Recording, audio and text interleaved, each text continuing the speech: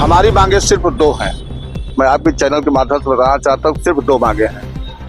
9 नवंबर 23 से हमारा वेतन रोका गया है, हमारा वेतन भुगतान कर दिया जाए और हमारी सेवा सुरक्षा कर दी जाए। इसके बाद हम तुरंत, एक दिन हमको नहीं लगेगा, 1 घंटे नहीं लगेगा, हम यहाँ से तुरंत उठेंगे और पहुंचेंगे अपने जिलों में जहाँ जिस जनपद से लोग आए हैं, और सुबह सभी अध्यापन कार्य करते हुए अपने कॉलेजों में नजर आएंगे। 2000 के पहले वाले ये अलग हैं, ये योग्य हैं और इनको अयोग्य माना। इनको मान दे देंगे, 2000 के पहले वालों को मान दे नहीं, उनको वेतन देंगे। मुख्यमंत्री योगी आदित्यनाथ जी राम राज्य की परिकल्पना तो करते हैं, लेकिन शायद कहीं न कहीं बहुत बड़ी चूक कर गए हैं, क्योंकि वो अपने बात से मुकर गए।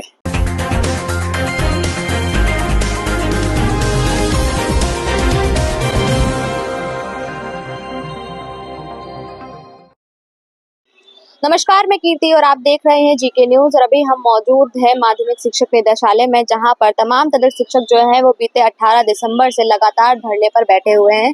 क्या है पूरा मामला और क्या ऐसी मांग है जिसे लेकर वो इस तरीके की कड़कड़ाती ठंड में यहाँ पर बैठे हुए, जिस ठंड में लोग अपने घरों में रहना पसंद करते हैं, हीटर के सामने बैठते हैं, उस ठंड में आज यहाँ पर तमाम जो शिक्षक हैं वो बैठे हुए। इनसे बात करेंगे, जानेंगे कि क्या है पूरा मामला। सर, क्या नाम है आपका?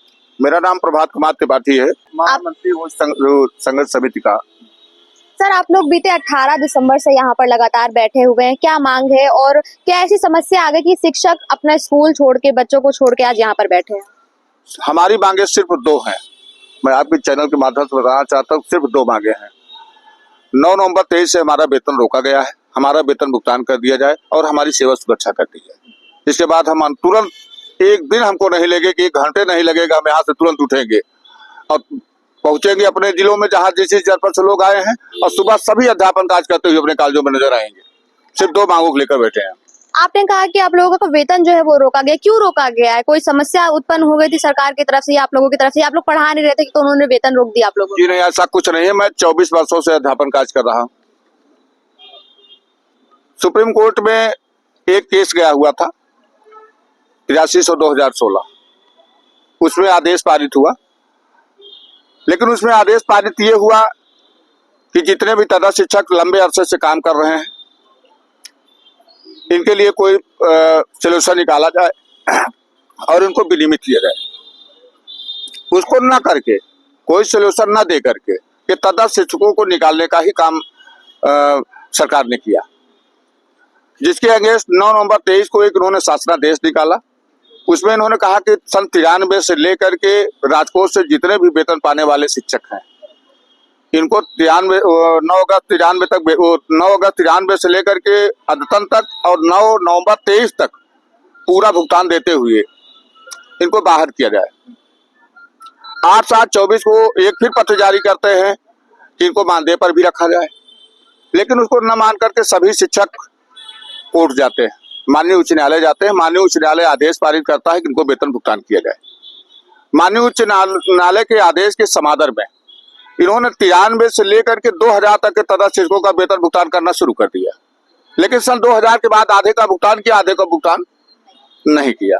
हम वही आधे शिक्षक है जो यहाँ पे बीच में आकर के बैठे हैं। मैं आपके चैनल के माध्यम से बता देना चाहता हूँ कि अगर राज्य सरकार ने अपना पद तो स्वयं निकाला और सभी शिक्षकों को एक समान माना, तो भेदभाव क्यों किया? अभी कल माननीय उच्च न्यायालय इलाहाबाद से आदेश पारित हुआ एक डीआईओ के ऊपर कि अगर वो वेतन भुगतान नहीं करते हैं तो चार्ज फ्रेम कर देगी कोर्ट के ऊपर। तो लगातार बेचारे अपीयंस में जा रहे हैं, सारे डीआईओस परेशान हैं, लेकिन सरकार पता नहीं क्या कर रही है या उच्च अधिकारी हमारे क्या कर रहे हैं, क्या दिशा निर्देश इनको देते हैं, वो मेरी समझ से परे है। आज बड़े दिनों के बाद हम 18 से अनवरत यहाँ बैठे हैं, आज हमारा 22वां दिन है। आज यहाँ से एक अधिकारी ने हम बुलावा भेजा हमारी टीम के लिए। ये वैयक्तिक सहायक हैं, सिविल कार्यालय है, शिक्षा निदेशक के पप्पू सरोज जी। हम लोग गए वहाँ, उनसे वार्ता किए, लेकिन जो हमने प्रश्न किया उन्होंने उसका प्रश्न का सही उत्तर नहीं दिया। तो हमने कहा सर इससे काम हमारा नहीं चलेगा। तो उन्होंने कहा कि हम आपकी वार्ता कराते हैं। तो अभी निदेशालय के द्वारा एक पत्र हमको आज रिसीव कराया गया कि कल 11:30 बजे हमारी बैठक डॉक्टर महोदय के साथ होगी, हमारा प्रतिनिधिमंडल मिलेगा, वार्ता करेगा। इसके बाद देखिए क्या कहते हैं और क्या निकल करके आता है। फिलहाल चूंकि हम 22 दिन से अनवरत बैठे हैं, हम ये प्रण लेकर के बैठे हैं कि कुछ अच्छा परिणाम हम लोगों को मिल जाएगा तभी हम लोग यहाँ से जाएंगे, अन्यथा की स्थिति में जाएंगे नहीं। सर आप लोग 22 दिन से लगातार यहाँ पर धरना दे रहे हैं और जैसा कि अभी आपके साथी कह रहे हैं कि कोर्ट की तरफ से आदेश आ रहा है लेकिन सरकार जो है वो काम नहीं कर रही, तो क्या लगता है आपको सरकार कोर्ट से ऊपर हो रही है, अपने आप को कोर्ट से आगे समझती है और उसका जो मन हो रहा है वो कर रही है? हाँ जी, लग तो यही रहा है कि ऐसा है। मैं राजेश पांडे माध्यमिक तथा शिक्षक संघर्ष समिति का प्रदेश कोषाध्यक्ष हूँ और हम लोग शासकीय अशासकीय सहायता प्राप्त माध्यमिक विद्यालयों के तथा शिक्षक हैं। सबसे पहले मैं आपके जीके न्यूज चैनल को मैं हार्दिक स्वागत वंदन करता हूं कि आप लोगों के माध्यम से हमारी आवाज़ शासन प्रशासन में जाती है। हम आपको अवगत करा देना चाहते हैं कि हम लोगों का एक वाद सुप्रीम कोर्ट में चल रहा था, जिसमें फरवरी 2020 में माननीय सर्वोच्च न्यायालय ने अंतरिम आदेश करते हुए कहा कि इनकी लंबी सेवा को देखते हुए, इनके उम्र को देखते हुए इनकी फ्रेश कैंडिडेट के साथ परीक्षा नहीं ली जा सकती, सरकार कोई वर्केबल सलूशन लावे।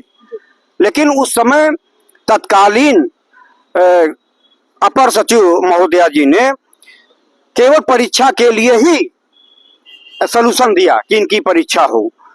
तो लेकिन परीक्षा के फिर जब उन्होंने सलूशन दिया तो परीक्षा का आदेश माननीय सर्वोच्च न्यायालय ने किया। लेकिन आदेश में यह भी कहा गया कि जो साथी, उस आदेश का मतलब यह था कि जो साथी पास होंगे वो विनियमित हो जाएंगे, जो शिक्षक नहीं पास होंगे उनको वेतन तब तक दिया जाए जब तक चयन बोर्ड का चयनित अभ्यर्थी इनकी जगह पर ज्वाइन नहीं कर लेता, पूरी प्रक्रिया नहीं पूरी हो जाती। और आज तक हम लोगों की जगह पर कोई चयन बोर्ड का चयनित अभ्यर्थी नहीं आया है और उसको कोड करते हुए माननीय उच्च न्यायालय लखनऊ खंडपीठ ने, इलाहाबाद खंडपीठ ने आदेश किया है कि इनकी टिल द सिलेक्टेड कैंडिडेट, जब तक चयन बोर्ड का चयनित अभ्यर्थी ज्वाइन नहीं कर लेता तब तक इनको वेतन दिया जाए। और 9 नवंबर 2023 को हम लोगों की सेवा समाप्त की गई, 16 महीने 9 दिन का वेतन दे करके। और जो शासनादेश जारी हुआ उसमें 1993 से लेकर अब तक नियुक्त सभी तदर्थ शिक्षकों के लिए वो शासनादेश था। उसके बाद दूसरा शासनादेश जारी हुआ 8/7/2024 को मानदेय के लिए, उसमें भी 1993 से लेकर अब तक नियुक्त तदर्थ शिक्षकों के लिए वो शासनादेश था कि यह शासनादेश सबके लिए लागू होगा जितने तदर्थ शिक्षक हैं, चाहे 2000 के पहले हो चाहे 2000 के बाद हो। लेकिन सरकार ने उसे नहीं माना। जी हाँ, सरकार ने नहीं माना और इन्होंने एफिडेविट भी दिया। जिम्मेदार अधिकारियों ने, अपर सचिव महोदय ने, जो IAS अधिकारी हैं, उनसे ज्यादा बुद्धिमान और कौन होगा। उन्होंने 2 बार माननीय सर्वोच्च न्यायालय में, हाई कोर्ट में एफिडेविट दिया कि 1993 से लेकर अब तक नियुक्त तदर्थ शिक्षक सब एक ही श्रेणी में आते हैं। लेकिन पता नहीं क्या इनके दिमाग में आया कि 26/9/2024 को इन्होंने संशोधन करते हुए 2000 के पहले वालों को अलग कर दिया। इन्होंने कहा कि नहीं, ये 2000 के पहले वाले ये अलग हैं, ये योग्य हैं और इनको अयोग्य माना, इनको मानदेय देंगे, 2000 के पहले वालों को मानदेय नहीं, उनको वेतन देंगे। तो उस आधार पर न्यायालय ने आदेश किया वेतन के लिए। लेकिन हम लोगों का भी 300 रिटों में आदेश हुआ है माननीय सर्वोच्च न्यायालय के आदेश को कोट करते हुए, इसको मेंशन करते हुए कि इनको चयन बोर्ड के चयनित अभ्यर्थी के आने तक वेतन दिया जाए। लेकिन ये सरकार और उनके अधिकारी उस आदेश का अनुपालन नहीं कर रहे हैं। तो ऐसा लग रहा है कि अधिकारी, यहाँ पर बैठे अधिकारी माननीय सर्वोच्च न्यायालय के आदेश से और माननीय उच्च न्यायालय खंडपीठ लखनऊ इलाहाबाद दोनों से ऊपर हो गए। सर ये कह रहे हैं कि अधिकारी जो है वो सुनवाई नहीं कर रहे हैं, तमाम तरीके के आदेश कोर्ट की तरफ से दिए गए, तो क्या अधिकारी सरकार से ऊपर, कोर्ट से ऊपर हो गए हैं? योगी आदित्यनाथ की भी सरकारी अधिकारियों के आगे नहीं चल रही है। स्थिति तो मैम ऐसी ही महसूस हो रही है हम लोगों को भी, क्योंकि 2 बार हम लोगों का शोषण इन लोगों ने करने का प्रयास किया। अभी 53 दिन की याचना के बाद 16 माह 9 दिन का वेतन इन्होंने रिलीज किया दबाव में आकर के। अभी फिर 13 महीने से हम लोग सेवा से बाहर है और हम लोग सेवाएं निरंतर दे रहे हैं विद्यालयों में। और 8300 के जिस आदेश की आड़ में ये बार बार हम लोगों का उत्पीड़न करने का प्रयास करते हैं, उसी 8300 को कोड करते हुए माननीय उच्च न्यायालय के विभिन्न न्यायाधीशों ने, चाहे इलाहाबाद पीठ के हों या लखनऊ पीठ के, उन्होंने निरंतर वेतन जारी करने के निर्देश दिए। और यहाँ तक कि कल एक राजकुमारी जी के कंटेम्प्ट में आदेश हुआ कि 10 दिन के अंदर अगर आप वेतन नहीं देते हैं तो उपस्थित ना, और चार्ज फ्रेम भी कर सकती है कोर्ट आपके ऊपर। तो ऐसी दशा में मैं तो ये महसूस करता हूं कि इन अधिकारियों को बुला करके और एक दो जजेस की राय ले लें माननीय मुख्यमंत्री जी, क्योंकि न्यायालय के आदेश की व्याख्या एक न्यायाधीश से अच्छा कौन कर सकता है। एक आईएएस हो सकता है, प्रशासनिक अधिकारी बहुत अच्छा हो सकता है। माननीय श्री दीपक कुमार जी जो एसीएस हैं, उनको कई विभागों का चार्ज माननीय मुख्यमंत्री जी ने दे रखा है। इसका मतलब है कि वे उनकी नजर में बहुत अच्छे योग्य शासक प्रशासक हैं। लेकिन शासन, प्रशासन और विधि दोनों अलग अलग सब्जेक्ट है। विधिक दृष्टिकोण से जिस 8300 का हवाला देते हुए बार बार हम लोगों की सेवाएं बाधित की जा रही हैं, उसी विधिक दृष्टिकोण का स्पष्टीकरण माननीय न्यायालय, हमारा उच्च न्यायालय के कई न्यायाधीशों ने स्पष्ट रूप से किया है, कोड करते हुए कि इनका निरंतर वेतन तब तक दिया जाए जब तक सिलेक्टेड कैंडिडेट आयोग से आकर के इनके पद पर ज्वाइन नहीं कर लेता। तो बस इतनी सी बात माननीय मुख्यमंत्री जी तक, अधिकारियों तक आप पहुंचाने का कष्ट करें, क्योंकि मीडिया एक सशक्त माध्यम है हम लोगों को अपनी बात कहने का। क्योंकि आम आदमी अपनी बात सीधे मुख्यमंत्री से या शासन में बैठे हुए बड़े अधिकारियों से अड़ के नहीं कह सकता, लेकिन मीडिया के माध्यम से हम लोग अपनी बात मजबूती से कहना चाहते हैं, और उसमें हम आपके चैनल की आप लोग अपेक्षा करते हैं कि सहयोग करें हमें। सर, आप लोग इससे पहले भी धरना प्रदर्शन कर रहे थे, उस समय भी हम यहाँ पर आए और हमने पूरा कवर किया, और लगातार 4 साल से मुझे लगता है आप लोग यहाँ पर कर रहे हैं। आपके पोस्टर में काफी कुछ बदलाव देखने को मिल रहा है। इससे पिछले साल जब मैंने किया था तब यहाँ पर कई और पोस्टर भी लगे हुए थे, जिसमें योगी आदित्यनाथ जी की भी फोटो लगी थी। लिखा गया था कि हम भाजपा के कार्यकर्ता हैं, योगी महाराज हमारी सुनवाई करें। लेकिन इस बार कहीं कुछ ऐसा दिख नहीं रहा है। नहीं, योगी जी को हम लोग, चूंकि ज्यादातर कार्यकर्ता इसमें 99% भाजपा के ही कार्यकर्ता हैं, और योगी जी को हमने नहीं हटाया है, हमने किसी को भी नहीं हटाया है, न किसी को आगे पीछे किया है। हनुमान जी आज भी हमारे मंच पर हैं। अब हम लोग सबसे बड़ी अदालत में चले गए, भगवान राम की अदालत में। प्रभु श्री राम सबके अधिष्ठाता, हनुमान जी के भी अधिष्ठाता हैं वो, तो इसलिए हम लोग अब उनकी अदालत में चले गए हैं। जब नीचे की अदालतों में सुनवाई नहीं होती तो सुप्रीम कोर्ट जाता है, और सुप्रीम कोर्ट से भी बड़ी अदालत भगवान राम की अदालत है, परमपिता परमेश्वर की अदालत में हम लोग हैं, और उन्हीं की अदालत में बैठ करके हम लोग अपनी बात कह रहे हैं। निश्चित तौर पर इसकी सुनवाई होगी और इसका प्रभाव हमें उम्मीद है कि अतिशीघ्र हमें दिखाई पड़ेगा।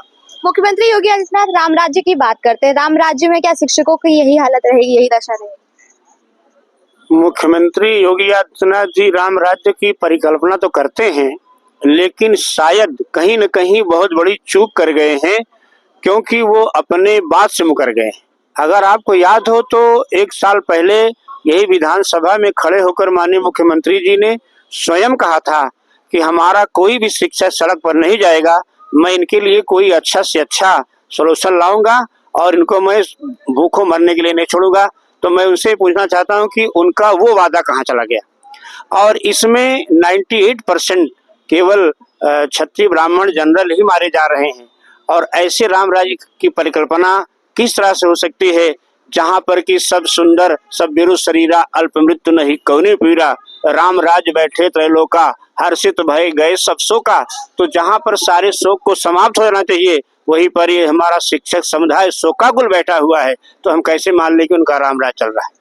सर, आप क्या कुछ कहना चाहेंगे? कड़ाके की ठंड पड़ रही है इस समय प्रदेश में, शाम के समय कोहरा घना हो जाता है, तो ठंड में आप लोगों का कैसे गुजारा चल रहा है? आप लोग काफी दूर दूर से यहाँ पर बैठे हुए हैं। ठंड में ये हालत है कि हमारे कई साथी ग्लूकोज चढ़वा के दवा खा खा के अस्पताल में 1-2 दिन भर्ती होके फिर यहाँ आकर मंच का साझा करते हैं, बैठते हैं। और उनको अगर घर जाते हैं तो अपने परिवार याद आते हैं, परिवार की तड़प याद आती है, बच्चों के फीस ना जमा कर पाना, माँ बाप की दवा ना करवा पाना, और जो रोजमर्रे के खर्चे हैं उसको ना चल पाना। इसको देखते हुए हम लोग इस ठंड से भी ज्यादा घर पे रहते हैं। तो हमें वो पीड़ा, माँ बाप की दवाई, बच्चों की पढ़ाई और रोजमर्रे के खर्चे ना जुटा पाना, क्योंकि हम इस उम्र में और कहीं कोई सेवा दे नहीं सकते। क्योंकि हमने अपने जो क्रीम समय है, जब चयन बोर्ड से अभ्यर्थी नहीं आ रहे थे, तो हम लोगों ने उन गरीब बच्चों को पढ़ाने का कार्य किया, जो कि बहुत अल्प कहा जाए कि वो किसान हैं, देहात के बच्चे हैं और उनकी आमदनी बहुत कम है। सरकारी स्कूलों में अपने बच्चों को पढ़ाते हैं, उनको हमने पढ़ाने का कार्य किया, गरीबों को पढ़ाने का कार्य किया। और आज हमारी स्थिति उनसे भी बदतर हो गई है जो रोजमर्रा की नौकरी करते हैं। 13-14 महीना वेतन न देना ये राम राज की परिकल्पना नहीं, ये एक प्रकार से रावण राज की परिकल्पना है। ये एक हठधर्मिता है। योगी जी से हमारा आग्रह है कि आपके ही हम परिवार हैं और चूंकि आप मुखिया हैं तो आपसे ही हम लोग आग्रह करेंगे, मांगेंगे और आपको ही देना पड़ेगा।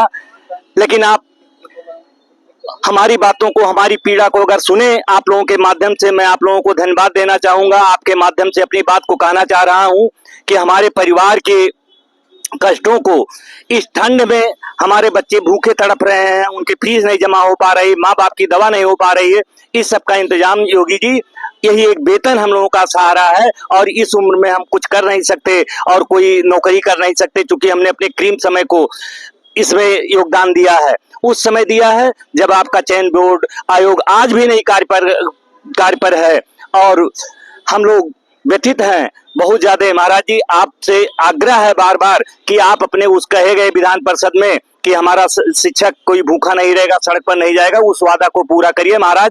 ये भीख न दीजिए क्योंकि भीख से अब गुजारा नहीं होने वाला है। मानदेय हमारा एक भीख है, हमारा अपमान है, उस अपमान से हमें बचाइए। और चूंकि कोर्ट में कई बार सुप्रीम कोर्ट, हाई कोर्ट सब जगह ये आदेश हो रहा है कि इनको वेतन निर्गत किया जाए और हमें पुनः वेतन देते हुए, हमारी सेवा को बहाल करते हुए, हमें एक अच्छा सलूशन देते हुए हमारे जीवन यापन जिससे हो सके, हमारे बच्चों की पढ़ाई हो सके, हमारे माँ बाप की दवा हो सके और हमारा गुजारा हो सके। महाराज जी कृपा करके इसकी व्यवस्था कीजिए। जय हिंद, जय भारत। सर, जैसा कि कहा जा रहा है कि प्रदेश सरकार जो है वो हिंदू समाज को समर्थन कर रही है, सनातन धर्म की बात कर रही है और चाहती है कि हिंदू राष्ट्र बने। अभी यहाँ पर आपके साथी बता रहे हैं कि यहाँ पर जितने शिक्षक है ज्यादातर क्षत्रिय हैं, ब्राह्मण हैं, जाट हैं, तो किस तरह से ये हिंदू राष्ट्र की परिकल्पना है योगी आदित्यनाथ की? देखिए, कटेंगे तो बटेंगे, साथ रहेंगे तो सेफ रहेंगे, ये तरह तरह के नारे तो हैं सरकार के, बड़े अच्छे नारे हैं, सुनने पर भी बड़ा अच्छा लगता है, कहने में भी बड़ा अच्छा लगता है। जहाँ तक जाति की बात आती है, जाति अपने स्थान पे एक अलग चीज है, लेकिन हिंदू तो हिंदू है। ये तो जहाँ जरूरत पड़ेगी सब एकजुट होंगे, इसमें कोई दो राय नहीं है। लेकिन आप लोगों को हिंदू होने के बावजूद भी कोई लाभ तो मिल नहीं रहा है। आप लोग जो छोटी सी मांग कर रहे हैं, अपने हक की बात जो कर रहे हैं, वो भी नहीं पूरी हो रही। ये हमारा दुर्भाग्य है, मैं अपना ये दुर्भाग्य मानता हूँ। और जब भी किसी सरकार को कमजोर करना हो, उसको हटाना हो, तो उसमें जो अधिकारी वर्ग बैठते हैं वो ऐसे ही चाल चला करते हैं। अब जैसे आपने प्रश्न बहुत अच्छा किया हिंदू का, तो सभी हिंदू बैठे हैं, आप देख लीजिए जाकर के, घूम करके पूरा चलन घुमा दिखा लीजिए आप अपना हिंदू के अलावा कोई नहीं मिलेगा। और सब भाजपा के मदर वोटर हैं जो बैठे हैं यहाँ। भाई हमारे पिताजी, बाबा जी, 2-3 कुछ तो मैं ही जानता हूँ।